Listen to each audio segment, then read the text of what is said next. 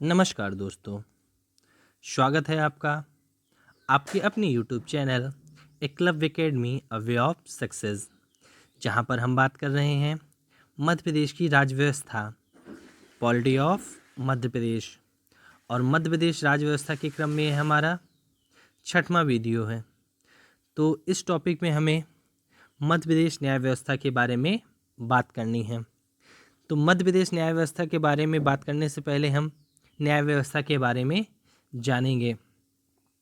तो आगे बढ़ने से पहले मैं आपको बता दूं कि वीडियो को अंत तक ज़रूर देखें। वीडियो के बीच में आपसे कुछ क्वेश्चन पूछे जाते हैं जिनका आंसर आपको कमेंट बॉक्स में करके देना होता है। फिर उन आंसरों में से जो 2 आंसर सबसे अच्छे होते हैं वो हमारे नेक्स्ट वीडियो में आते हैं। तो चलिए कल के पूछे गए प्रश्नों के आंसर देखते हैं। और तो कल का पूछा गया पहला प्रश्न था, वर्तमान मध्य प्रदेश में नगर निगम, नगर पालिका व नगर पंचायत कितने हैं? तो नगर निगम 16 हैं, नगर पालिका 98 हैं और नगर पंचायत 72 हैं। फिर वर्तमान राज्य वित्त आयोग के अध्यक्ष कौन हैं? तो वर्तमान राज्य वित्त आयोग के अध्यक्ष हिम्मत सिंह कोठारी हैं। फिर वर्तमान राज्य सूचना आयोग के मुख्य सूचना आयुक्त कौन है? तो अरविंद शुक्ला। दोस्तों, मैं आप लोगों से कहना चाहूँगा कि आप लोग आंसर देने की कोशिश किया करें। ऐसा नहीं है कि सभी के आंसर एक बार में सही हो जाएंगे, लेकिन अगर आप कोशिश नहीं करेंगे तो फिर कैसे होगा। तो क्वेश्चनों के आंसर ज़रूर दिया करें। और मैं उन सभी लोगों को बहुत बहुत धन्यवाद देना चाहता हूं जो क्वेश्चन के आंसर निरंतर दे रहे हैं। और मैं आप सभी लोगों से कहना चाहता हूं कि आप सभी लोग प्रयास करें और क्वेश्चनों के आंसर ज़रूर दें। तो चलिए आगे चलते हैं वीडियो में और हम लोग देखते हैं कि आज हमें क्या क्या पढ़ना है। तो आज हमें उच्च न्यायालय के बारे में जानकारी प्राप्त करना है। फिर उच्च न्यायालय की स्थापना, गठन कैसा होता है, योग्यता क्या क्या होना चाहिए, इसकी नियुक्ति कौन करता है, फिर अपर और कार्यकारी न्यायाधीश कौन होते हैं, उच्च न्यायालय के क्षेत्र अधिकार में क्या क्या आते हैं, प्रारंभिक क्षेत्र अधिकार, अपीलीय क्षेत्र अधिकार, रिट जारी करने की शक्ति, प्रशासनिक क्षेत्र अधिकार, उच्च न्यायालय की स्वतंत्रता। इसके बाद में हम मध्य प्रदेश उच्च न्यायालय के बारे में पढ़ेंगे। तो दोस्तों, वीडियो शुरू करने से पहले वीडियो को जल्दी से जल्दी लाइक और सब्सक्राइब कर दीजिए और ज़्यादा से ज़्यादा लोगों के साथ शेयर करिए ताकि ये ज़्यादा लोगों के पास पहुंच सके। और बेल आइकन दबाना ना भूलें ताकि नोटिफिकेशन आपको मिलता रहे। तो चलिए वीडियो को शुरू करते हैं और मध्य प्रदेश उच्च न्यायालय के संदर्भ में जानकारी प्राप्त करते हैं। उच्च न्यायालय। उच्च न्यायालय के संबंध में प्रावधान भारतीय संविधान के भाग 6 अध्याय 5 अनुच्छेद 214 से 232 तक में किया गया है। यह राज्य का सबसे प्रधान न्यायालय होता है। तो राज्य का सबसे प्रधान न्यायालय कौन होता है? उच्च न्यायालय होता है। किस भाग में दिया गया है भारतीय संविधान के? तो भारतीय संविधान के भाग 6 में दिया गया है। भाग 6 के अध्याय 5 में दिया गया है। और अनुच्छेद कौन से हैं? अनुच्छेद 214 से 332 तक हैं। तो आप अनुच्छेद जरूर याद रखिए कि उच्च न्यायालय किस अनुच्छेद में है। तो उच्च न्यायालय अनुच्छेद 214 में है। फिर उच्च न्यायालय की स्थापना कैसे होती है? उच्च न्यायालय की स्थापना अनुच्छेद 214 के अनुसार प्रत्येक राज्य में एक उच्च न्यायालय होगा, लेकिन ये जरूरी नहीं कि प्रत्येक राज्य में एक उच्च न्यायालय हो। एक या एक से अधिक राज्यों के लिए एक उच्च न्यायालय हो सकता है। फिर इसकी स्थापना की व्यवस्था कौन करता है? तो संसद को ही स्थापना एवं व्यवस्था परिवर्तन की शक्ति प्राप्त है। तो किसी उच्च न्यायालय के संदर्भ में अगर कहीं उच्च न्यायालय स्थापित होना तो इसका नियम कौन बनाएगा? तो आपको संसद को ही शक्ति प्राप्त है किसी उच्च न्यायालय के स्थापना की। 2013 से मेघालय, मणिपुर, त्रिपुरा की अधिकारिता गुवाहाटी उच्च न्यायालय से अलग कर तीनों को अलग अलग स्वतंत्र न्यायालय बनाया गया है। वर्तमान में भारत में कुल 25 उच्च न्यायालय हैं। तो यहाँ से आपको एक क्वेश्चन याद रखना है कि वर्तमान भारत में कुल कितने उच्च न्यायालय हैं? तो वर्तमान भारत में कुल 25 उच्च न्यायालय हैं। 25वां उच्च न्यायालय अमरावती, जो कि आंध्र प्रदेश में है, कब बना है? 1 जनवरी 2019 से अस्तित्व में आया है। फिर 1966 में संघ शासित क्षेत्र दिल्ली एवं यहाँ पे 21 नहीं 31 है, 31 अक्टूबर 2019 से जम्मू कश्मीर उच्च न्यायालय स्थापित किया गया है। तो यहाँ से आपको याद रखना है एक ये जरूर याद रखना कि वर्तमान में 25 उच्च न्यायालय हैं। अब उच्च न्यायालय का गठन कैसे होता है? अनुच्छेद 216 राष्ट्रपति द्वारा इनकी संख्या को समय समय पर बढ़ाया या घटाया जा सकता है। तो किसी उच्च न्यायालय में कितने न्यायाधीश होंगे यह राष्ट्रपति पर आधारित रहता है कि वह वहाँ पे कितने न्यायाधीशों की आवश्यकता है। ये कौन निर्धारित करता है? राष्ट्रपति करता है। योग्यता क्या होनी चाहिए? तो अनुच्छेद 217(2) के अनुसार सबसे पहले वह भारत का नागरिक हो, या फिर दूसरा पॉइंट, भारत की किसी भी जिला सत्र न्यायालय में 10 वर्षों तक न्यायिक पद पर धारण कर चुका हो, या एक या अधिक उच्च न्यायालयों में 10 वर्ष तक अधिवक्ता रह चुका। या तो वह 10 वर्ष तक जज रहा हो न्यायालय में न्यायिक पद पर रहा हो, या फिर 10 वर्ष तक अधिवक्ता रहा हो। तो ये क्या हो जाएंगी? किसी न्यायाधीश की योग्यता हो जाएंगी। फिर इसकी नियुक्ति कौन करता है? राष्ट्रपति उच्च न्यायालय के मुख्य न्यायाधीश की नियुक्ति भारत के उच्चतम न्यायालय के मुख्य न्यायाधीश एवं संबंधित राज्य के राज्यपाल के परामर्श पर करता है। तो उच्च न्यायालय की नियुक्ति किसके संदर्भ में करता है? चीफ जस्टिस ऑफ इंडिया और संबंधित राज्य के राज्यपाल के परामर्श से करता है।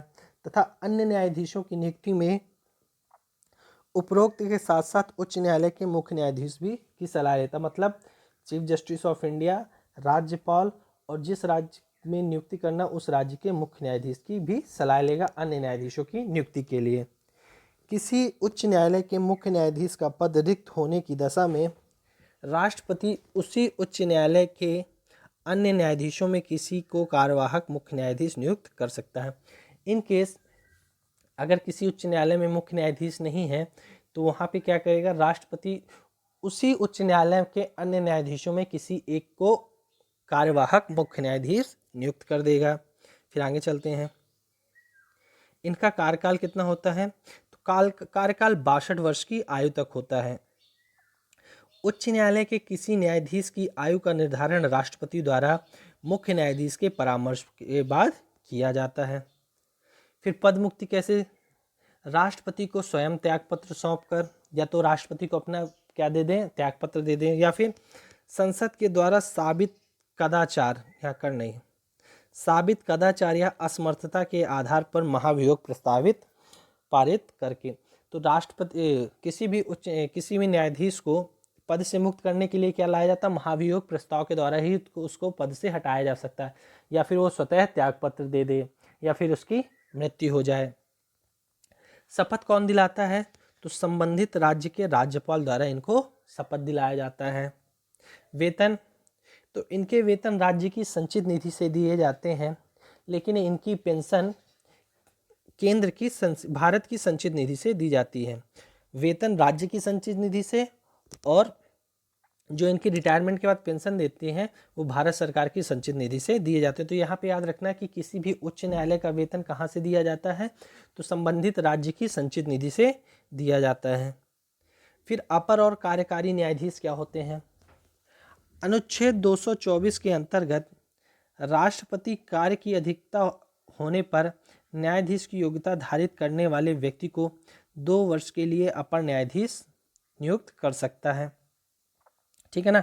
कोई अगर किसी न्यायालय में कार्य की अधिकता है और वहाँ पे न्यायाधीशों की संख्या कम है तो न्यायाधीश की योग्यता रखने वाले व्यक्ति को राष्ट्रपति 2 साल के लिए वहाँ पर क्या कर सकता है? न्यायाधीश नियुक्त कर सकता है।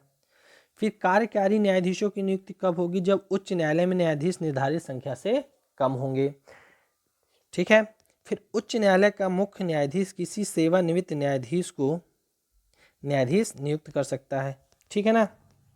अगर कोई न्यायाधीश रिटायर हो चुका है लेकिन अगर उस उच्च न्यायालय में कार्य की अधिकता है और न्यायाधीशों की संख्या कम है तो उच्च जो उधर का मुख्य न्यायाधीश होगा वो किसी रिटायर्ड न्यायाधीश को वहाँ पे बुला सकता है, नियुक्ति कर सकता है उसकी। फिर उच्च न्यायालय के क्षेत्राधिकार, तो उच्च न्यायालयों को काफ़ी क्षेत्राधिकार दिए गए, काफ़ी अधिकार दिए गए। पहला है प्रारंभिक क्षेत्राधिकार। मूल अधिकारों के संबंध में अनुच्छेद 226 के तहत 5 प्रकार की रिटें जारी कर सकता है। कौन कौन सी? बंदी प्रत्यक्षीकरण, अधिकार परीक्षा नहीं, परीक्षा है, अधिकार परीक्षा, प्रतिषेध, परमादेश और उत्प्रेषण। इनको अपन डिटेल में कहाँ पढ़ेंगे? पॉलिटी में पढ़ेंगे। लोकसभा एवं लोकसभा एवं विधानसभा संबंधित विवाद भी इसके केस में आते हैं, प्रारंभिक क्षेत्राधिकार में आते हैं। फिर अपीलीय क्षेत्राधिकार, अधीनस्थ न्यायालयों के किसी निर्णय में अपील की जा सकती है, मतलब जिला न्यायालय या किसी भी न्यायालय में अगर कोई निर्णय दिया जाता है तो उसके विरुद्ध कहाँ आप उच्च न्यायालय में क्या कर सकते हैं, अपील कर सकते हैं। फौजदारी मामलों में अधीनस्थ न्यायालयों में मृत्युदंड की सज़ा दी गई है तो उच्च न्यायालय की पुष्टि आवश्यक है। अगर किसी जिला न्यायालय या अन्य न्यायालय में किसी भी व्यक्ति को मृत्युदंड दिया जाता है तो उसकी पुष्टि के लिए उच्च न्यायालय में आवश्यक है कि उच्च न्यायालय उसकी पुष्टि करे कि यह निर्णय सही है या नहीं। फिर राजस्व मंडल ग्वालियर, अपना राजस्व मंडल, एक क्वेश्चन यहाँ से भी बन गया कि राजस्व मंडल कहाँ पे स्थापित है, तो राजस्व मंडल ग्वालियर में है। तो राजस्व मंडल ग्वालियर के निर्णय के विरुद्ध अपील की जा सकती है, ठीक है ना। उच्च न्यायालय की एकल बेंच के निर्णय के विरुद्ध अपील, अगर कोई उच्च न्यायालय में कोई एक जज किसी निर्णय को देता है तो उसके विरुद्ध भी आप उच्च न्यायालय में अपील कर सकते हैं। फिर आगे चलते हैं। फिर इसका एक रिट जारी करने का अधिकार भी होता है अनुच्छेद 226 के तहत, तो अपन ने देख चुका है उसमें प्रारंभिक क्षेत्राधिकार में।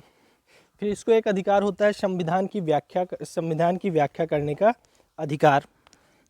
तो उच्च न्यायालय को एक अधिकार होता है कौन सा, संविधान की व्याख्या करने का अधिकार। अनुच्छेद 215 के तहत उच्च न्यायालय के निर्णयों की अवमानना पर दंड देने की शक्ति। अगर कोई उच्च न्यायालय के निर्णय नहीं मानता है तो उसको क्या दंड दे सकता है, कौन, उच्च न्यायालय दे सकता है। फिर न्यायिक पुनरावलोकन की शक्ति। न्यायिक पुनरावलोकन क्या है ये आप लोग मेरे को कमेंट करके बताएंगे, ठीक है। फिर अभिलेख न्यायालय, उच्च न्यायालय के सभी निर्णय अभिलेख के रूप में रखे जाते हैं।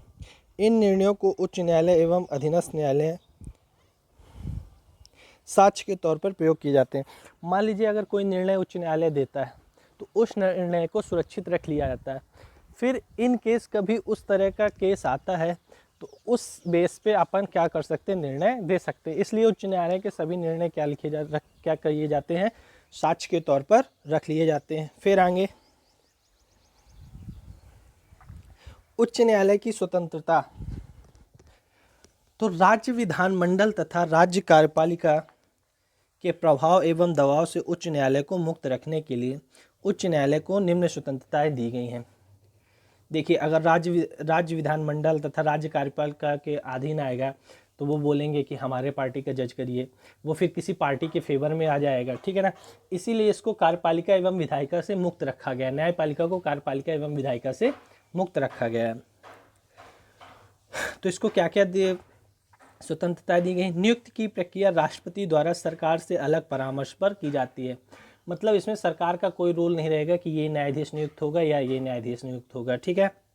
इन्हें महाभियोग की प्रक्रिया द्वारा ही हटाया जा सकता है, जैसा कि मैंने अभी आपको बताया था कि किसी भी न्यायाधीश को महाभियोग की प्रक्रिया के द्वारा ही हटाया जा सकता है, या फिर वो अपना त्यागपत्र स्वयं दे दे, किसी पार्टी के दबाव में आके या फिर किसी का और कारणवश इसको अपने पद से नहीं हटाया जा सकता। वेतन और भत्तों में अलाभकारी परिवर्तन नहीं किए जा सकते, मतलब इनके कार्यकाल के समय में इनके वेतन और भत्तों को नहीं घटाया जा सकता। उच्च न्यायालय अपने निर्णयों की अवमानना पर दंड दे सकता है, ये भी आपको मैंने बताया था। फिर न्यायिक पुनरावलोकन की शक्ति, ये आपको बताना है कि न्यायिक पुनरावलोकन होता क्या है। नियुक्ति, छुट्टी, पदोन्नति पर नियम उच्च न्यायालय ही बना सकता है कि किसकी नियुक्ति करना है, छुट्टी कब होना है, पदोन्नति किसकी करना है, ये सब नियम कौन बना सकता है, उच्च न्यायालय ही बना सकता है। अब आते हैं मध्य प्रदेश उच्च न्यायालय के संदर्भ में। 1936 में नागपुर में स्थापित किया गया था। जब आपका राज्य पुनर्गठन आयोग नहीं हुआ था, जब आपका भारत स्वतंत्र नहीं हुआ था, तो मध्य भारत में पहला मध्य भारत का आपका उच्च न्यायालय कहाँ था, नागपुर में स्थापित किया गया था। कब, 1936 में। फिर राज्य पुनर्गठन अधिनियम के बाद जब आपका मध्य प्रदेश राज्य बन गया तो 1 नवंबर 1956 को मध्य प्रदेश उच्च न्यायालय जबलपुर में स्थापित किया गया था। 1968 में इसकी 2 खंडपीठें इंदौर एवं ग्वालियर में स्थापित की गई थी। तो ये क्वेश्चन है कि यहाँ से आप पूछता है कि मध्य प्रदेश उच्च न्यायालय की खंडपीठें कहाँ कहाँ है, तो इंदौर और ग्वालियर में है।